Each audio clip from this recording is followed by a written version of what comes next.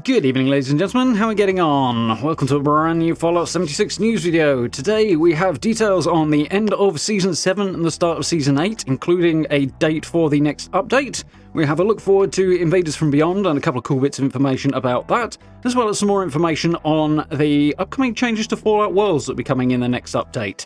So, let's jump into this, as there's some pretty cool stuff in here today.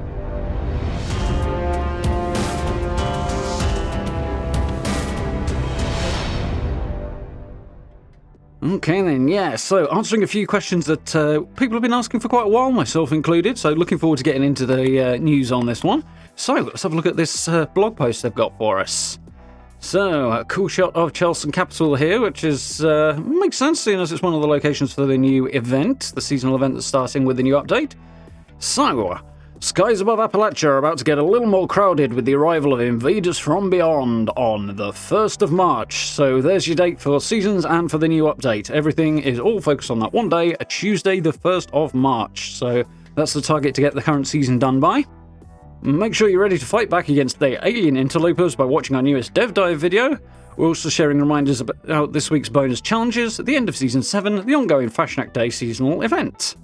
Read on for the details. So, yes, dev dive video on the new update. So I'll skim through this a little bit because I've covered a lot of this stuff before. So, as per usual, up in the corner here you can find a link to the video that I already covered this event on. Obviously it's PTS stuff, so it is what it is, but most of this I've already covered. There are some cool little bits and pieces here though that I am going to point out, which is really good to hear about. So, aliens are heading towards Appalachia on a mission to extract our brainwaves. As the region's first, and last, line of defense, we encourage all dwellers to prepare for the extraterrestrial incursion by tuning into our Invaders From Beyond dev dive video. Senior quest designer Ellis Tan will brief you on everything we know about our otherworldly foes so far, including an overview of the hourly seasonal event, some details of the rewards that will be up for grabs, and a few fun moments from development. You'll also hear from Fallout Worlds lead Bo Buchanan on the upcoming ability to earn score from challenges in public custom worlds, as well as details on new custom world settings we're implementing with the Invaders From Beyond update. Dev dive video below. So, yeah, here it is. You can find it on YouTube if you want to, but as always, I'll link this particular blog post down below so that you can check this out if you like. I strongly recommend you do, because there's some cool stuff in there, and yeah, give some support to the devs who are making an appearance in this one, because clearly outside their comfort zone a little bit, so let's give them a bit of support. Well, it's cool. Looking at that video, a couple of points I do want to pick out. As I say, I already covered a lot in my video a couple of weeks ago, so do check that one out. But on the new event, obviously it's an hourly event as per, say, Fashion Act or Night of the Moth or Meat Week, top of the hour job. We've got 6 different locations it can appear at, which is cool, so it varies a little bit, got a bit of variation. Some cool new rewards in there.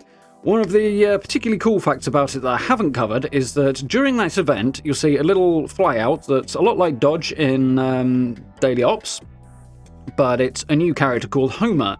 And he will, as Dodge does, guide you through the event and give you a bit of information and advice. He's also a character who is somewhere in the game, apparently now. I don't know where. I'm sure somebody has shared this from the PTS by now, but that's getting into the realms of spoilers that I try and avoid with it. So we need to find out where he is. Again, without spoilers, basically you do this through random encounters. So Invaders From Beyond's obviously got its main events, also other public events, which are the ones with the exclamation marks. 3 of those in-game also can have aliens appear at them, and there will also be random encounters at certain points around the game. So it's sort of like where you meet Graham, or you might encounter a random sheep squatch, or things like that, or dead traders and their pack Brahmin, things like that you find around the game. Those random encounter points can also have Invaders From Beyond related stuff, and that will have information that will lead you to finding this Homer chap, who apparently has more information about what the aliens are doing, why they're doing it, and so on and so forth. There was also a very cool little hint in here that says that, assuming people don't hate the event, which I can't imagine they will, because it's actually quite good fun, then it'll probably be back as a seasonal event, as per normal, but also that there might be more alien-themed stuff coming in the future if all goes well. It's obviously not set in stone, but it's one of those things where quest designer Ellis Tan actually kind of hinted at it, didn't say it, but it was kind of reading between the lines of what was said, so that would be very, very cool to see more alien-themed stuff. There's some really cool stuff in this one as it is, so strongly urge you to check it out. So on the Fallout Worlds front, there's a couple of cool things. Obviously, the big thing that most people object to is the lack of progression, and Bethesda have been hard at work trying to do what they can on that. They've acknowledged that they've got one thing for us there now, and are going to work on more things going forward, and see what they can do to improve on progress in Fallout Worlds, be that the public ones or your custom ones. So that's cool. As to what they're improving on this update on the 1st of March, you will be able to complete challenges in public worlds or in custom worlds. The exception to that is the repeatable get so much XP and get score challenge, and that's presumably, he didn't come right out and say this one, but basically that's probably because you can change the settings to make that considerably easier. So avoiding that pay-to-win thing on the custom worlds is always the way to go, so that's what they're doing here. But my initial reaction to that was, yeah, it's a step in the right direction, but it's not a big deal, really. But it occurs to me that a lot of the time, I, for one, and I imagine some of you guys as well will recognise this particular idea, jump in briefly to cross off your dailies and some of your weekly challenges, and then hop back out, maybe because you haven't got a lot of time, maybe because it's all you're in the mood for, whatever.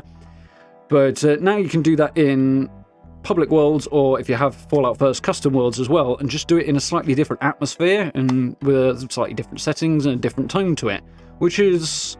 It makes the whole thing more attractive, I think, and it's quite cool. Obviously, your XP-based stuff isn't going to carry over, so there's still that.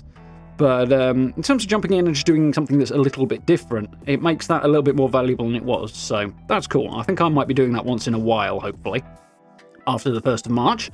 Yeah, as I say, it's step one on this process, and it's a good first step. We need more steps. But it's a good first step, so yeah, good to hear that they're listening on this one and making progress on it, which we kind of knew about before, but is, yeah, cool to hear this again. So there's a couple of other things in there that are also cool about the Fallout World stuff, and that's a couple of new settings. There's a whole bunch in here that I'm not going to go through because details, time, etc. So strongly encourage you to watch the video, as I say, link down below. But there are new settings. Several of them affect PvP, so you can level the playing field a bit more if you have a PvP-orientated world. You can change a few other bits and pieces around there. And there are a couple of ones for building as well that are particularly cool, around intersection, so you can control how much collision there is on objects, including turning it off entirely. So if you want to shove one wall into another, as you can actually see in that dev dive video, you can do that. So it should really open up options. Obviously that will remain contained to worlds, and it's also going to affect Happy Builder when that one comes around next time. Obviously that'll be getting updated and disappearing before too much longer, so it won't affect this one, but subsequent Happy Builder worlds will have the extra settings added, so you'll be able to go even crazier, which is really, really cool. And a nice little add if you want to do some really weird, wacky and wonderful builds. So yeah, good fun on that front. So, that's the big stuff that I wanted to cover from the dev dive video. If you do want to catch up on the other bits and pieces, there's some good stuff worth watching in there, so as I say, link below, and do check out my video as well, which you find up in the corner if you want to as well. So, bonus challenges and season rewards. So we've had a couple of issues with this one that's supposed to be rolling this week, but Bethesda are engaging with and sorting that one out. So we kicked off a new round of bonus challenges earlier this week, but we had to remove one of them due to an issue that prevented it from progressing. These things happen.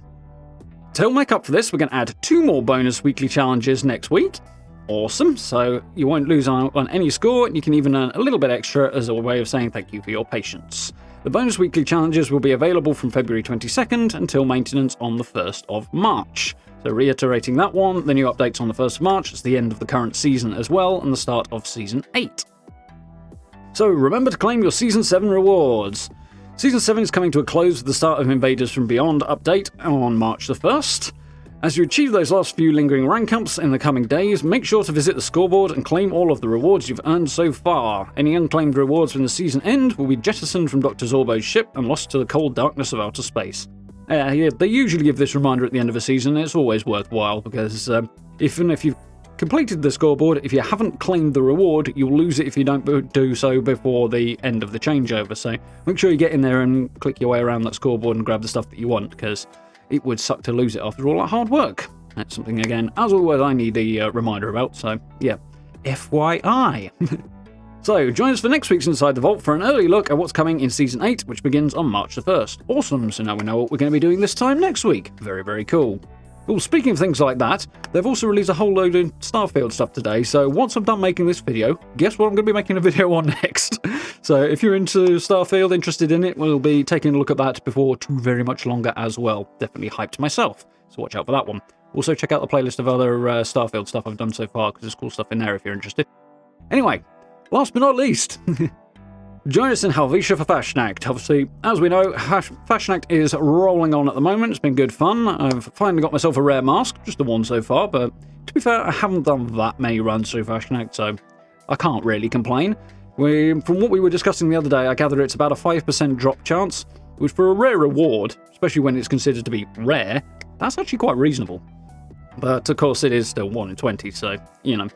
And RNG is, it is what it is, of course. So cross your fingers, keep cracking away at it, and good luck on that one. Have you had your fill of Fashnacht yet? Neither have we. Some people I'm suspecting will disagree with that one, from what I've seen on Twitter, but, you know. Whether you haven't had a chance to join the parade, or it's your 1000th jaunt through Helvetia, the Fashnacht festivities, crikey, that one was difficult, continue until 12 PM on February the 22nd. Let's double check that one. I believe it'll be a week on Tuesday. No, it is Tuesday. Okay, this coming Tuesday. At that time, the Mega Sloth will finally catch a breather. Love that. And the Protectrons will go back to business as usual. Join us in Helvetia at the top of every hour this weekend to add more wood to the bonfire, fill your pack with beeswax, and collect as many Fashnacht masks as you can. Until next time, we'll see you in Appalachia.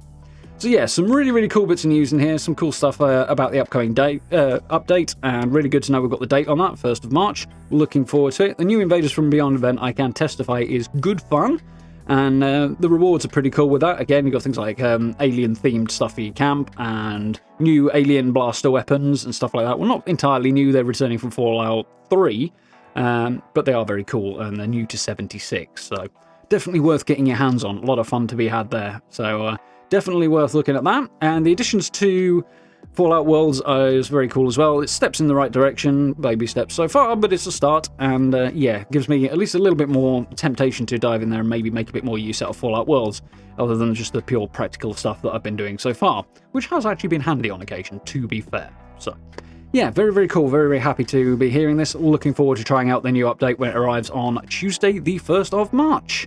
But for now, thank you very much for watching, folks. I do hope you found this one useful and informative. If you did, please do consider dropping me subs and likes. I very, very much appreciate the support. Down below the video, as usual, find social media links, merch store, all the links to this blog post and stuff, and channel memberships on that blue join button if you're interested in supporting the channel in that way. I very, very much appreciate it. Please do consider doing so. It really helps out. And if you get the chance to join us for live streams as well, we are, of course, playing Fallout 76, and we are about to start playing Hellblade: Senua's Sacrifice, which I am really looking forward to. So I hope you'll drop in on that one as well. It's good fun. But for now, thank you very much for watching, and I look forward to speaking to you all very, very soon.